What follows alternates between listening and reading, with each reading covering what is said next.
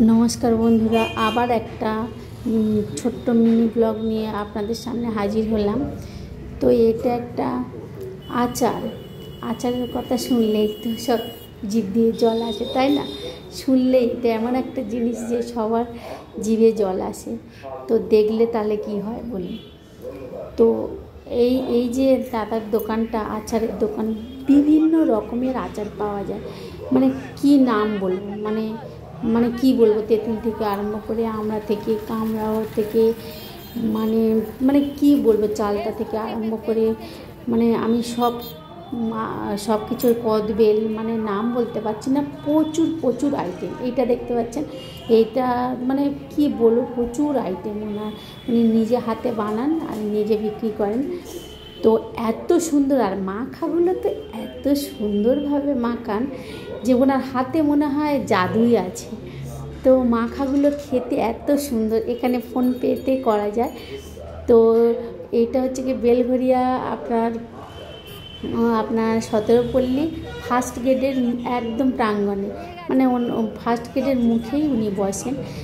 তো মানে স্কুলের ছাত্রছাত্রী থেকে আরম্ভ করে রাস্তার যত মানে পাবলিক যান সব ওনার মানে একবার না খেয়ে গেলে ওনার হাতের এত স্বাদ, এত জাদু হাতের, মানে না খেলে মানে আপনারা বুঝতে পারবেন না। তো আপনাদের খেতে হলে তো ওনার কাছে আসতেই হবে।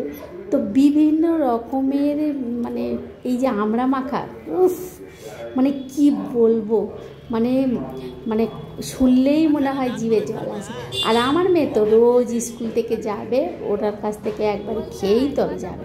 মানে এত কুল মাখা, কুলের আচার, তো পিয়ারা মাখা, কি বলবো। আপনি যদি পিয়ারা মাখিয়ে দেন, ওনার হাতে সত্যিই জাদু আছে। তো মাখানো খেলেই আপনার মানে কি বলবো আর কি বলবো, আচার দেখলে তো সবারই জিভে জল আসে, বোঝেন। আর এই সময় তো আপনার দুপুরবেলা রোদ্দুরে দাঁড়িয়ে দাঁড়িয়ে এই আচার খাওয়ার যে যা ইন্টারেস্ট, যা মজা, কি বলবো আর আপনাদের কি বলবো। তো আমাদের এখানে মুদিখানা দোকানের এক সঞ্জয় দা, ওনার দোকানে না মানে ওনার দোকানে প্রশংসা তো মানে রোজই সে মেয়েদের চেপে দেবে, মানে এত পরিমাণে হচ্ছে আচার খান। তো কি বলবো আর। তো এখানে প্রচুর মানুষের সমাগম, প্রচুর। আর আমার তো ভীষণ প্রিয় এই কদবেল মাখা, কি বলবো। মানে এখানে তো আমার মনে হয় এই দাদার হাতে জাদু আছে, মানে এত সুন্দর করে মাখান। তাই উনি নিজে তৈরি করেন আর নিজে বিক্রি করেন। তো ভীষণ মানে কি বলবো, ভীষণ সুন্দর। তো আপনাদের খেতে গেলে তাহলে আমাদের এই বেলঘরিয়াতে ওনার দোকানেতে আসতে হবে, আপনাদের খেয়ে যেতে হবে একবার। তো উনি ভীষণ ভালো দাদা একজন। তো প্রত্যেকটা মানুষ ওনার কাছ থেকে বেশিরভাগ মানুষ ওনার কাছ থেকে আচারের প্রশংসা করেন, তো আচার খান। তো কি বলবো, ওই দাদার এটুকু যে মাথার উপর কোনো ছাদ নেই। তো উনি একটা ওই রাস্তার পাশে বসেন। তো আমরা চাইবো ওনার মাথার উপর একটা ছাদ হলে খুবই ভালো হয়। এই যে কুলের আচার, না খেলে আপনার মানে, আর যে এইগুলো দিয়ে মাখায়, ওই যে সসগুলো দিয়ে মাখিয়ে দেন, তো চালতার আচার, এগুলো সব উনি বাড়িতে বানান, বাড়িতে তৈরি করেন। তো এত সুন্দর, মানে আমি তো খেয়ে মুগ্ধ হয়ে গেছি। আপনারা যদি খেতে চান তো তাড়াতাড়ি চলে আসুন ওনার দোকানে, 17 পল্লী যে মাঠটা ফার্স্ট গেটের সামনেই উনি বসেন, রোজই বসেন। আর রোজ উনি প্রতিদিন বসেন, সারা দিন সকাল থেকে সন্ধ্যে পর্যন্ত উনি দোকান চালান। তো এমনকি খাবারও বাড়ি থেকে নিয়ে এসে উনি ওখানে খান। তো আমরা প্রতিদিন যাই ওখানে, ওই রাস্তা দিয়ে যেতে হয়। তো আমরা প্রতিদিন ওনার কাছ থেকে বেশি খাওয়া দাওয়া করি। তো আচার দেখলেই সবার একটা আকৃষ্ট, আচার দেখলে, আর বিশেষ করে ওনার হাতে এতটাই জাদু, বুঝতে পারছেন।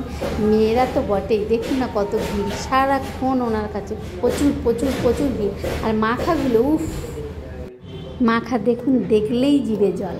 উফ, না খেলে আপনারা বুঝতে পারবেন না। তো আমার সমস্ত বন্ধুদের বলবো, যদি কখনো এই বেলঘরিয়ার দিকে কোনো কাজের জন্যে বা কোনো সোর্সে আসেন, ওনার কাছ থেকে একবার হলেও আচার খেয়ে যাবেন, এইটুকু আমি বলবো। সত্যি একবার খেলে আপনারা ভুলবেন না যে আচার সত্যিই উনি মানে দুর্দান্ত বানান, মানে এত সুন্দর। তবে রাস্তার পাশে তো ওনার রাস্তার পাশে প্রচুর ভিড় হয়, তো এই মাঠের সামনেই ওনার দোকানটা বসে। তো মানে খুবই ভালো, মানে খুবই প্রচুর ভিড় হয়।